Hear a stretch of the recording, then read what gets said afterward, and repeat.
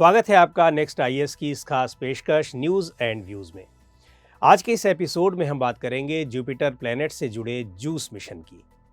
पिछले दिनों 14 अप्रैल 2023 को यूरोपियन स्पेस एजेंसी ने फ्रेंच गुयाना स्थित कोरू स्पेस पोर्ट से अपने जूस मिशन को लॉन्च किया। जुपिटर प्लैनेट से जुड़े इस मिशन के लिए एरियन 5 रॉकेट का इस्तेमाल किया गया है। जुपिटर प्लैनेट के बारे में तो आपको पता ही होगा कि हमारे सोलर सिस्टम में सन से दूरी के क्रम में ये 5वां प्लैनेट है। कई मामलों में जुपिटर हमारे सोलर सिस्टम में पहले नंबर पर आता है। जैसे सबसे पहले साइज की बात करें तो सोलर सिस्टम में सबसे बड़ा प्लैनेट है। इसका मास इतना ज़्यादा होता है कि यदि बाकी दूसरे प्लैनेट्स को मिला दिया जाए तो उनके कंबाइंड मास से 2.5 गुना से भी ज़्यादा मास जुपिटर का अकेले होता है और सन के मास के 1,000वें भाग से थोड़ा सा कम।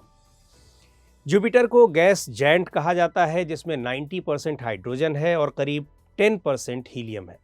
ये दोनों गैसें मिलकर जुपिटर के मास का 1/4 हिस्सा बनाती हैं और वॉल्यूम का 1/10। रोटेशन के मामले में जुपिटर सोलर सिस्टम में सबसे तेज है। ये 10 घंटों से कुछ कम समय में ही अपनी एक्सिस पर घूमते हुए एक चक्कर पूरा कर लेता है।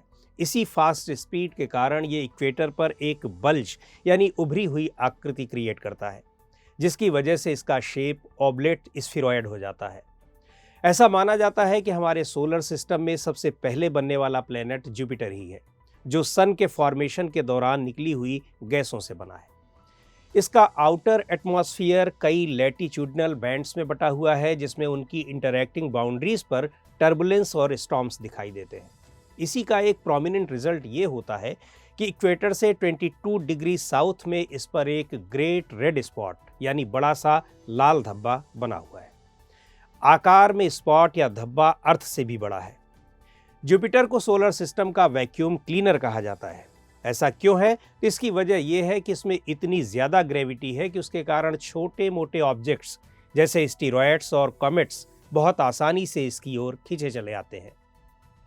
वहीं इसका मैग्नेटिक फील्ड भी हमारे सोलर सिस्टम में सबसे ज़्यादा है। इसकी मैग्नेटिक टेल करीब 800 मिलियन किलोमीटर लंबी है। जुपिटर एक प्लेट नुमा प्लैनेटरी रिंग सिस्टम से सराउंडेड है और वही इसकी खास पहचान है।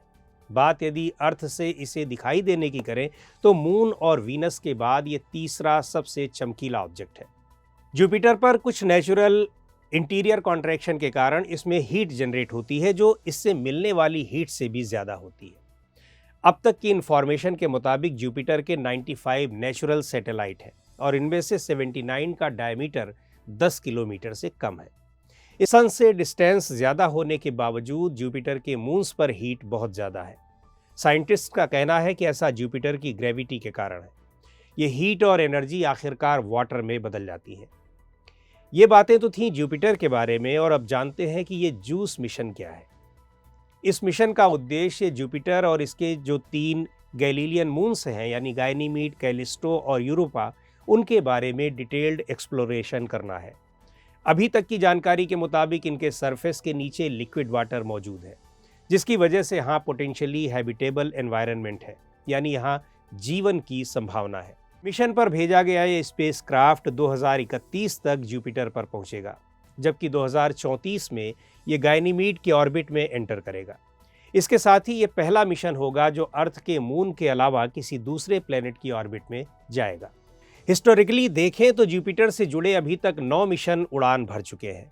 इनमें से 7 मिशन यानी Pioneer 10, Pioneer 11, Voyager 1, Voyager 2, Ulysses, Cassini और न्यू होराइजन्स सिर्फ पास से गुजरने वाले रहे हैं, जबकि नासा द्वारा भेजे गए 2 मिशन गैलीलियो और जूनो ऑर्बिटल यानी चक्कर लगाने वाले थे।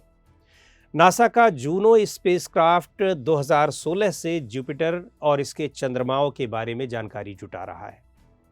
जब तक ये जूस मिशन जुपिटर तक पहुंचेगा, तब तक नासा का एक दूसरा यूरोपा क्लिपर स्पेसक्राफ्ट जुपिटर की ऑर्बिट के चक्कर लगाने लगेगा। यूरोपा क्लिपर स्पेसक्राफ्ट 2030 तक जुपिटर तक पहुंच जाएगा और ये मिशन जुपिटर के मून यानी यूरोपा मून की स्टडी करेगा। तो आज के इस एपिसोड में इतना ही। अगले एपिसोड में हम फिर किसी नए टॉपिक के साथ आपके सामने हाजिर होंगे। आपको ये एपिसोड कैसा लगा, कमेंट करके हमें ज़रूर बताइएगा। आप अपने सुझाव भी हमें भेज सकते हैं।